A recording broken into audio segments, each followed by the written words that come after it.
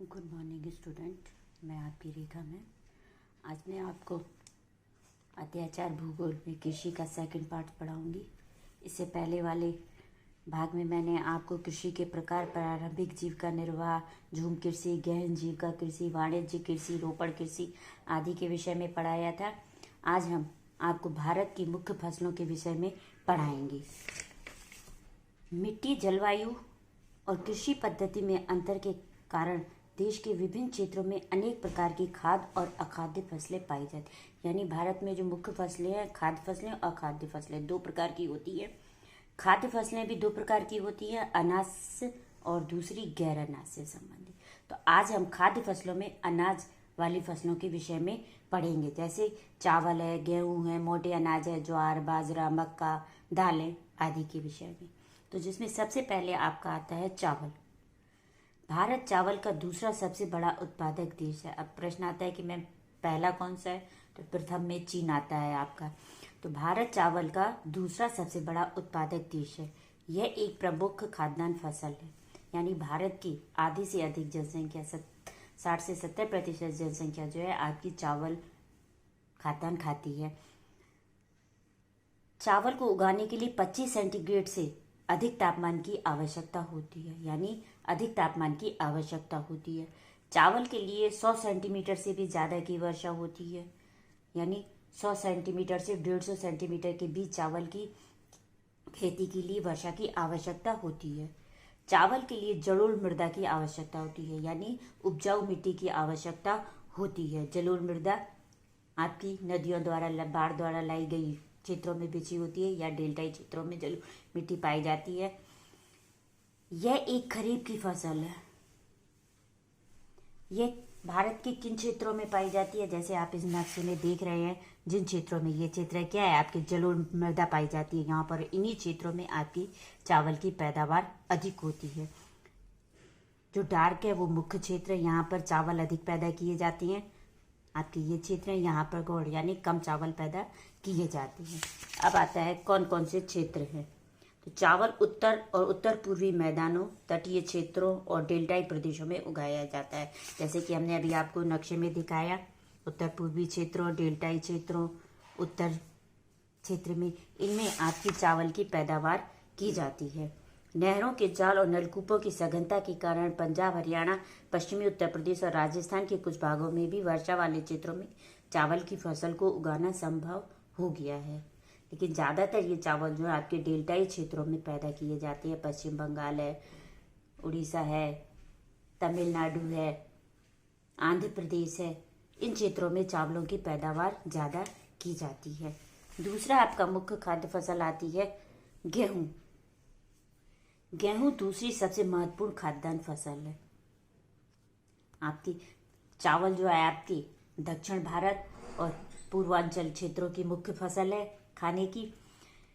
इसके विपरीत गेहूं उत्तर भारत की मुख्य खाद्य फसल है खाने की। यह एक रबी की फसल है। चावल खरीफ की फसल है, तो गेहूं क्या है आपकी रबी की फसल है। गेहूं को उगाने के लिए शीत ऋतु और पकने के समय खिली हुई धूप की आवश्यकता होती है। यानी गेहूं को रबी की फसल है, इसलिए इस समय आपके जो अभी चल रहे हैं महीने अक्टूबर, सितंबर, अक्टूबर, नवंबर में क्या होती है, गेहूं को बोने का समय है। और जब धूप खिली रहती है अप्रैल में, तब आपकी ये गेहूं को काटने का समय होता है। 50 सेंटीमीटर से 75 सेंटीमीटर के लगभग वर्षा की आवश्यकता पड़ती है।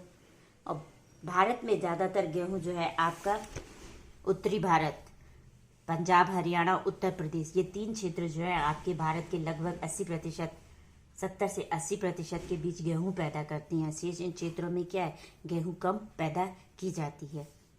तो गेहूं के मुख्य उत्पादक क्षेत्र जो है आपके देश में गेहूं उगाने वाले दो मुख्य क्षेत्र हैं। उत्तर पश्चिम में गंगा सतलज का मैदान और दक्षिण का काली मिट्टी वाला प्रदेश। पंजाब, हरियाणा, उत्तर प्रदेश, मध्य प्रदेश, बिहार और राजस्थान के कुछ भागों में गेहूं पैदा करने वाले मुख्य राज्य हैं। जैसे कि हमने पहले भी आपको बताया था, पंजाब, हरियाणा, उत्तर प्रदेश भारत का लगभग 80% गेहूं पैदा करता है। अब आता है आपका मोटे अनाज। ज्वार, बाजरा और रागी भारत में उगाए जाने वाले मुख्य मोटे अनाज है। यद्यपि इन मोटे अनाज कहा जाता है, परंतु इनमें पोषक तत्वों की मात्रा अत्यधिक होती है। जैसे रागी में प्रचुर मात्रा में लोहा, कैल्शियम, सूक्ष्म पोषक और भूसी मिलती है। यानी रागी में प्रचुर मात्रा में लोहा, कैल्शियम और सूक्ष्म पोषण तत्व पाए जाते हैं। इन्हें भले ही मोटे अनाज कहा जाता है, लेकिन इसमें पोषक तत्वों की मात्रा अधिक पाई जाती है। इसमें सबसे पहले आपका आता है ज्वार। ज्वार देश की तीसरी महत्वपूर्ण खाद्यान्न फसल है। पहली आपकी चावल, दूसरे गेहूं और तीसरी मोटे अनाज में आपकी आ जाती है ज्वार। देश की तीसरी महत्वपूर्ण खाद्यान्न फसल के अंतर्गत आ जाती है। यह फसल वर्षा पर निर्भर होती है, यानी इसमें सिंचाई की आवश्यकता कम पड़ती है। ये ज़्यादातर आपकी वर्षा पर निर्भर करती है। आर्द्र क्षेत्रों में उगाने के कारण सिंचाई की जरूरत नहीं होती, यानी नमी युक्त क्षेत्र, आर्द्रता मतलब नमी होता है। नमी वाले क्षेत्रों में उगाने के कारण इसमें सिंचाई की आवश्यकता कम पड़ती है। जैसे महाराष्ट्र है, कर्नाटक है, आंध्र प्रदेश है और मध्य प्रदेश है। इन क्षेत्रों में ज्वार की पैदावार अधिक होती है। इनमें से आप 3 क्षेत्र देख ही रहे हैं, महाराष्ट्र, कर्नाटक, आंध्र प्रदेश। समुद्र तटीय क्षेत्र है मध्य प्रदेश को छोड़ के। अब आता है दूसरा आपका बाजरा। यह बलुआ और उथली काली मिट्टी में उगाया जाता है, यानी उथली और बलुआ मिट्टी, काली मिट्टी जो होती है उसमें ये बाजरा को उगाया जाता है। शुष्क प्रदेशों की फसल है ये। राजस्थान, महाराष्ट्र, गुजरात और उत्तर प्रदेश में बाजरे को पैदा किया जाता है। तीसरी आपकी मोटे अनाज में आती है मक्का। मक्के के लिए 21 सेंटीग्रेड सेल्सियस से लेकर 27 सेंटीग्रेड सेल्सियस तक के तापमान की आवश्यकता पड़ती है। मक्का के मुख्य क्षेत्र है आपके कर्नाटक, उत्तर प्रदेश, बिहार, आंध्र प्रदेश। मक्का इन क्षेत्रों में पैदा किया जाता है। मक्के का उत्पादन जो है आपके खास खाने के यानी खाद्यान्न के साथ साथ इसको जानवरों के चारे के रूप में भी खिलाया जाता है।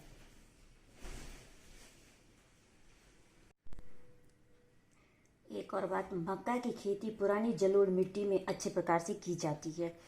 अब आता है आपका सबसे महत्वपूर्ण खाद्य पदार्थों में दालें। दालों में सबसे पहला आता है आपका पॉइंट, भारत विश्व में दालों का सबसे बड़ा उत्पादक तथा उपभोक्ता देश है। यानी विश्व में सर्वाधिक दालों का उत्पादन जो है भारत करता है। उत्पादन करने के साथ साथ उपभोक्ता भी सबसे बड़ा देश है। शाकाहारी खाने में दालें सबसे अधिक प्रोटीनदायक होती हैं, यानी जो शाकाहारी भोजन खाने वाले हैं उन्हें प्रोटीन सर्वाधिक मात्रा जो प्राप्त होती है इन्हीं दालों से प्राप्त होती है। यह फसलें शुष्क तापमान में भी उगाई जा सकती हैं। चौथा पॉइंट है, दालों को कम नमी की आवश्यकता होती है, यानी शुष्क मौसम में भी उगाया जा सकता है और नमी की आवश्यकता भी कम पड़ती है। और मुख्य दालें जो आती हैं आपके भारत में, अरहर, उड़द, मूंग, मसूर, मटर, चना, ये भारत की मुख्य दालें हैं। दालों को आमतौर पर अन्य फसलों के आवर्तन में बोया जाता है। आवर्तन मतलब होता है मिट्टी की उपजाऊ, यानी किसी क्षेत्र में 3-4 साल तक कंटिन्यू आप अगर चावल बो रहे हैं तो उसकी क्या है, उपजाऊपन धीरे धीरे खत्म होने लगता है। उस उपजाऊपन को बरकरार रखने के लिए 1 साल के लिए या 2 साल के लिए उस जमीन पर दालों को अगर बो दिया जाए तो उसकी जो उर्वरतापन है वो धीरे धीरे वापस आने लगती है। तो आवर्तन होता है कि मिट्टी की उपजाऊपन को बरकरार रखने के लिए दालों को बोया जाता है ताकि मिट्टी की उर्वरता बनी रहे। दालें ज़्यादातर मध्य प्रदेश, राजस्थान, महाराष्ट्र, उत्तर प्रदेश, कर्नाटक में बोया जाता है। आज आपने अनाज से संबंधित आप पढ़ा, चावल, गेहूं, मोटे अनाज, ज्वार, बाजरा, मक्का, मुख्य दालों के विषय में पढ़ा। आज के लिए इतना ही काफ़ी। शेष नेक्स्ट वीडियो में गैर अनाज फसलें पढ़ेंगे, जैसे गन्ना, तिलहन, चाय, कॉफ़ी आदि है। आज के लिए इतना काफ़ी। बाय बच्चों।